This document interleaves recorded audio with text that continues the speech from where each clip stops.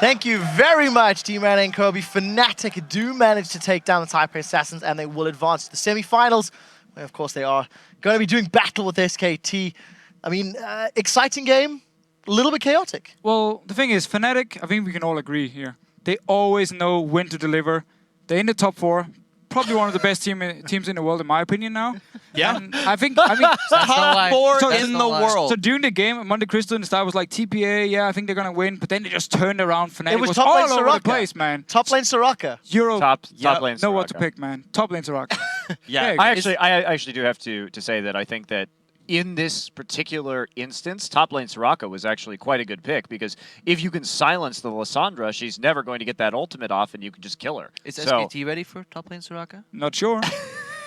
Hey, listen, Deficio called them the best team are. in the world. 1 and 3 in groups, and that's Top it. 4 team in the world. Top 4 team. Touche. Well covered. Well, we'll see how they do tomorrow. I mean, the last time they faced a mid-tier Korean team, they got crushed in the IEM finals.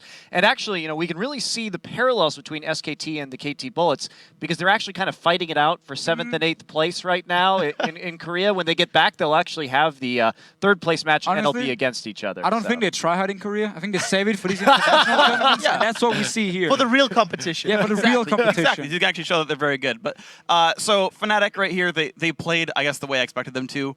Individually, they've remained strong. They make good, like, 2-on-2, 3-on-3 sort of plays. I think their strategies were still a little weird, but I actually have a replay to show of their small skill decision making. If we can pull that up on your screen, it's a tower dive very early on in the game that gave them first blood. So before we start, I want to point out that they're basically ready to dive onto the turret, but notice that Yellow Star is the one who's going to take aggro with this one, actually. He's going to make sure he's on Leona, he's got the Eclipse Shield and wanted to make that happen. And there's actually a misplay by Achi here, who actually casts his abilities too early. If we start the clip out, you're going to watch what happens here. So he roots early. There's no aggro on anyone. That turret's hitting a minion. Yellow Star gets the armor from Soraka, then flash stuns to pull aggro, and then Fnatic goes in. They coordinate that, make sure the tank pulls aggro when that fight starts, and then he just backs off with 1 turret shot to go, turns on the Eclipse Shield, goes back in. Once again, you're seeing now it's Soaz with aggro, flashes back at the last possible second. Their micromanagement right there is very strong. They put aggro on the right guys. They know when to leave. But that's kind of the limit of what's going well for them. Now, I do want to talk about how the rest of the game played out. Fnatic continued to make those dives, continued to grab kills and play more aggressively, actually securing more objectives this time around, I feel, than the match earlier in the day.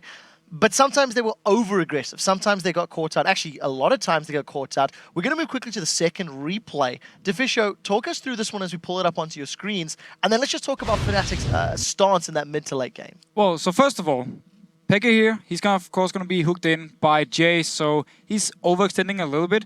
But it's actually more TPA I want to look at here in this fight, because this fight shows to me the issues for TPA. When it comes to individual play, especially in the team fights, they make some mistakes. So if you just roll the clip here, the hook is actually very good here, and obviously Archie, he wants to lock down Pekka, but he flashes away, and instead he gets Yellow Star. So you just wasted one of your ultimates onto the support, a very tanky member. Following here, Fnatic now, they can continue to chase, continue to fight. Notice Morning coming up here as Orianna. The ball is on his head.